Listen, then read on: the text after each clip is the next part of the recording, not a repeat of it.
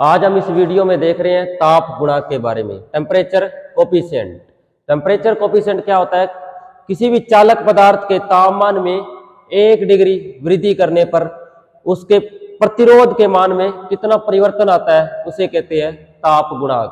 मतलब 1 degree temperature बढ़ जाता है तो प्रतिरोध में कितना परिवर्तन हो रहा है वो होता है ताप गुणांक। इसकी मात्रा क्या होता है इसका? प्रति डिग्री सेंटीग्रेड। और ये 3 प्रकार के होते हैं, धनात्मक ताप गुणांक, ऋणात्मक ताप गुणांक और शून्य ताप गुणांक। तो सबसे पहले धनात्मक ताप गुणांक क्या होता है? Positive temperature coefficient. तो इसके अंदर क्या होता है? तापमान बढ़ेगा। अगर तापमान बढ़ रहा है तो टेम्परेचर का मान भी क्या होगा? बढ़ेगा। तो उसे कहते हैं धनात्मक ताप गुणांक। इसका ग्राफ कैसे आएगा? प्रतिरोध और टेम्परेचर के बीच में टेम्परेचर का मान बढ़ेगा तो प्रतिरोध का मान भी बढ़ता जाएगा। ये इसके बीच, दोनों के बीच में ग्राफ आता है। तो इसके अंदर एग्जांपल देखें, सभी धातुएं इसी में आती है धनात्मक ताप गुणांक में, जैसे कॉपर, एल्यूमिनियम और लोहा, ये होती है धनात्मक ताप गुणांक में। अब इसके बाद क्या है? ऋणात्मक ताप गुणांक क्या होता है?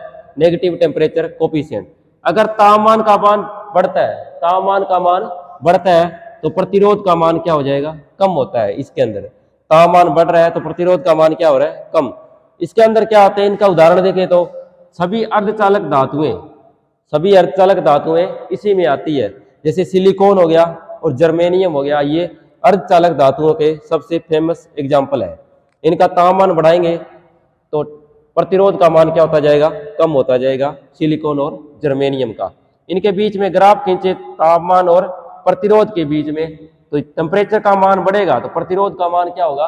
कम होगा। ये ग्राफ आता है इनके बीच में। अब है शून्य ताप गुणांक, जीरो टेम्परेचर कोफिशिएंट क्या होता है? इसमें क्या होता है? अगर टेम्परेचर का मान बढ़ता है, कोई भी चालक पदार्थ है उसके टेम्परेचर का मान बढ़ता है तो क्या होगा? उसके प्रतिरोध के मान में कोई चेंज नहीं आएगा। चेंज तो आएगा, उसको लगभग शून्य मानते हैं। जैसे ये मैग्नीन धातु है, मैग्नीन धातु का क्या होता है? 0.0025 प्रति डिग्री सेल्सियस होता है। इस मैग्नीन धातु का लगभग 0 के मानते हैं। अब इस मैग्नीन धातु ये किस किस से मिलकर बने मिश्र धातु है? कॉपर, निकल और मैग्नीज, 3 धातुओं से मिलकर बनी होती है मैग्नीन। और इसी के अंदर शून्य ताप गुणांक में एक और धातु आती है यूरेका। अब यूरेका का तापमान क्या होता है? प्लस 0.001 से लेके माइनस 0.004 तक है। इसके अंदर क्या होता है? कॉपर और निकल से मिलकर बनी होती है ये यूरेका, कॉपर और निकल से मिलकर बनी होती है। अब तापमान के कुछ फॉर्मूले देख रहे हैं। तो सबसे पहले केस नंबर 1, तो 0 डिग्री सेल्सियस पर प्रतिरोध कितना है? R0।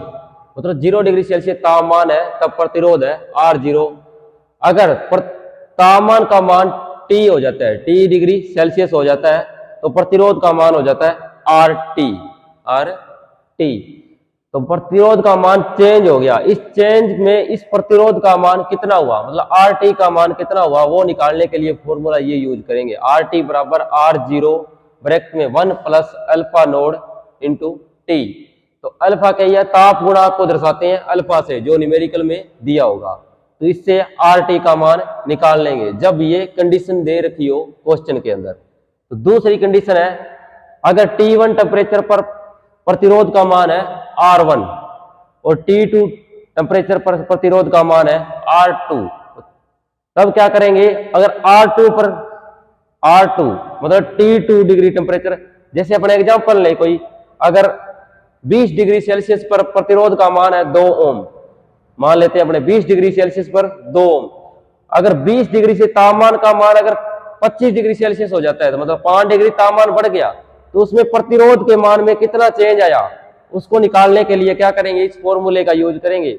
R2 बराबर R1 1 plus alpha 1 T2 minus T1, मतलब तापमान में परिवर्तन, ये लिख लेंगे। तो इसको क्वेश्चन को सोल्व करेंगे न्यूमेरिकल, अगर न्यूमेरिकल आएगा तो इसके बेस पर उसको ऐसे सोल्व करेंगे।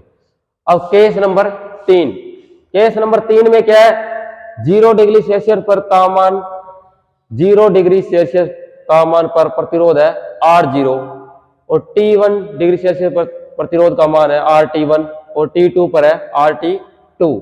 तो RT1 बराबर क्या आ जाएगा, R0 1 plus alpha node T1, और इसी प्रकार RT2 बराबर R0 1 plus alpha node T2। अब RT2 और RT1 इन दोनों में से किसी को निकालने के लिए इनके डिवाइड करके एक इक्वेशन बना ली है। तो RT2 upon R1 1 plus alpha node T2 1 upon में 1 प्लस अल्फा नोड T1। अब इन दोनों में से किसी भी का मान निकालना, वो क्वेश्चन में दे रखा होगा, इनसे निकाल लेंगे इस फॉर्मूले से। तो इन तीनों केस से क्या होता है, इन तीन फॉर्मूले बन रहे हैं, इनके बेस पर क्या पूछा जाता है, न्यूमेरिकल पूछा जाता है एग्जाम में। ताप गुणांक के ऊपर एक न्यूमेरिकल देख रहे हैं। तो न्यूमेरिकल में क्या दे रखा है, किसी जनरेटर की फील्ड कॉइल का 0 डिग्री सेल्सियस पर 50 ओम प्रतिरोध दे रखा है, और 50 डिग्री सेल्सियस पर उसका कितना होगा प्रतिरोध, जबकि तांबे का ताप गुणांक दे रखा है 0.0043 प्रति डिग्री सेल्सियस। ठीक है, तो इसके अंदर क्या करना है, 50 डिग्री सेल्सियस, पहले 0 डिग्री तापमान था, तब 50 ओम प्रतिरोध था। मतलब 0 डिग्री सेल्सियस पर कितना प्रतिरोध है, 0 डिग्री सेल्सियस पर 50 ओम प्रतिरोध है 0 डिग्री सेल्सियस पर, जिससे अपने क्या लिखते हैं, R0। और अगर तापमान का मान क्या हो जाता है, 50 डिग्री सेल्सियस हो जाता है, मतलब तापमान का मान क्या हो गया, T डिग्री, मतलब तापमान का मान बढ़ गया कितना, 50, तापमान का मान बढ़ गया 50 डिग्री सेल्सियस, 50 डिग्री सेल्सियस पर, तब प्रतिरोध का मान कितना होगा, जिसे अपने क्या लिख रहे थे, RT। तो इसका मान क्या करना है, ज्ञात करना है, इसका मान निकालना है। तो क्या करेंगे, इसका फॉर्मूला क्या था, RT बराबर R0 1 प्लस अल्फा T। यहां ताप गुणांक क्वेश्चन में दे रखा है। तो क्या करेंगे, R0 का मान कितना है, 50 ओम, 1 प्लस अल्फा का मान दे रखा है, ये अल्फा का मान ये रहा, ताप गुणांक का 0.0043 दे रखा है, और टेम्परेचर कितना है, 50 डिग्री सेल्सियस।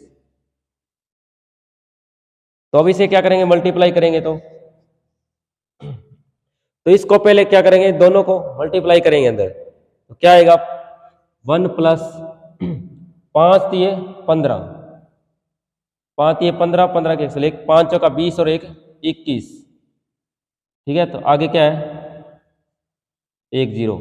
ठीक है, तो कितने अंकों के बाद पॉइंट है, 4 अंकों के बाद 1 0 ये लग जाएगा साथ में। तो 4 अंकों के बाद कितने पॉइंट लग जाएगा, तो कितना आ गया, तो ये आएगा 50 इंटू 1.215 आ जाएगा ब्रैकेट में, 1.215। इसको अब सॉल्व करेंगे, तो इसको सॉल्व करेंगे तो क्या आएगा, 5 5 25 और असल 2, 5 एकम 5, 5 और 2 7, फिर 5 दूनी 10, 10 की असल 1, और 5 और 1 कम 5, 5 और 1 6, और 1 0 ये लग जाएगी। तो कितने अंकों के बाद पॉइंट लगाना है, 3 के बाद पॉइंट लगाना है, तो इधर से 3 अंक छोड़ दो और लग जाए। तो कितना आ गया, ये इसका आंसर आ गया 60 ओम, मतलब 60.750 ओम इतना प्रतिरोध के अंदर चेंज हो जाएगा। मतलब 0 डिग्री टेम्परेचर था पहले, तो उसके बाद 50 डिग्री टेम्परेचर हो जाता है, तो प्रतिरोध के मान में कितना चेंज होगा, इस फॉर्मूले से निकालेंगे। जो अपने सबसे पहले केस नंबर 1 था, उसी में ये फॉर्मूला था। तो इसका कितना मान आ रहा है, 60.750 ओम। तो ये आ रहा है RT का मान, तो RT का मान ये आ गया।